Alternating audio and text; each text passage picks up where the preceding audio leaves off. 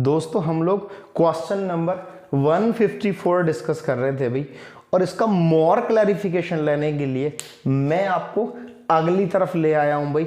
आगे बिल्कुल एक ही क्वेश्चन है और बहुत सारी चीजें यहां लिखी हुई हैं, एक भी चीज का कंफ्यूजन छूटना नहीं चाहिए भाई।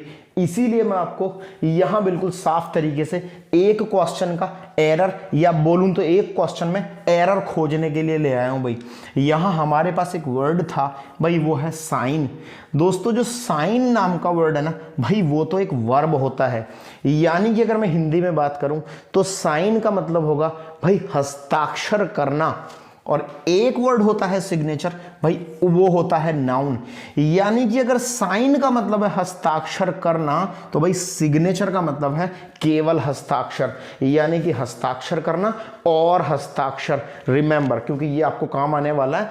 एक एक चीज को ना अच्छे तरीके से समझते हुए चलना, तभी आप इस सेंटेंस में एरर डिटेक्ट कर पाएंगे। वरना आपको ऐसा लगेगा भाई सेंटेंस में तो किसी भी प्रकार की कोई प्रॉब्लम नहीं है। Please put your sign on the paper, बिल्कुल सही सेंटेंस है, लेकिन ये बात आप तभी तक बोलेंगे जब तक आपको इनके बीच का अंतर अच्छे से नहीं मालूम हो जाता है।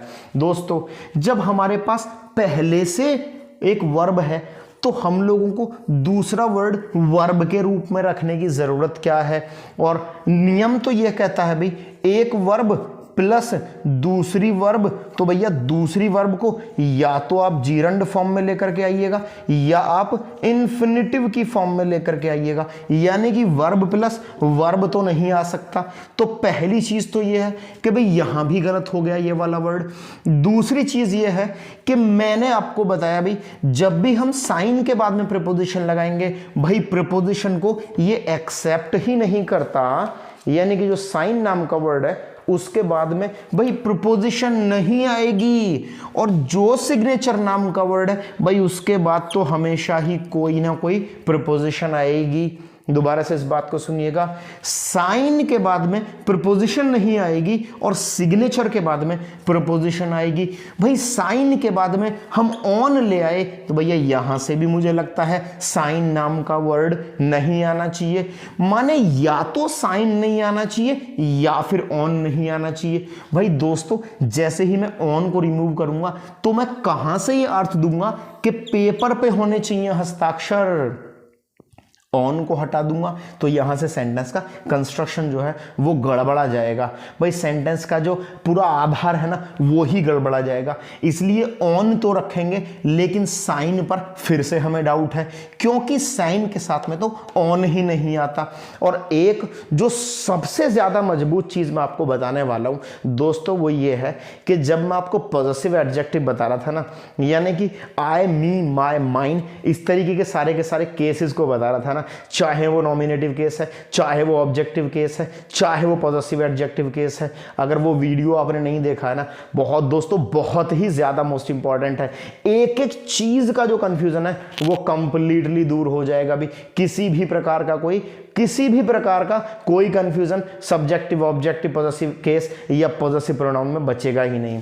वहां मैंने आपको यह बताया था कि जब आप पॉजिटिव एडजेक्टिव की बात करते हैं, जब आप पॉजिटिव एडजेक्टिव लेकर के आते हैं और उसके बाद अगर कभी कोई वर्ब आता है, तो भाई वर्ब है ना अपनी जस की तस फॉर्म में नहीं आ सकता, यानी कि अपनी फर्स्ट फॉर्म में नहीं आ सकता।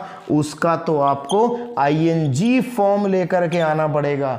यानी कि प्लीज पुट योर सिग्नेचरिंग, भाई गलत सेंटेंस है भाई, कोई किसी तरीके का कोई औचित्य नहीं बनता।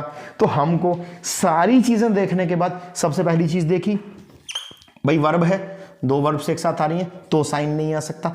दूसरा देखा साइन है तो उसके बाद में प्रीपोजिशन नहीं लगा सकते, भाई इसके हिसाब से तो भी साइन नहीं आ सकता। भाई योर है यानी कि पॉजिटिव एडजेक्टिव है, उसके बाद में कोई वर्ब आएगा तो आईएनजी फॉर्म आएगी, यहां भी नहीं लगाया, इसका मतलब ये भी दिक्कत है।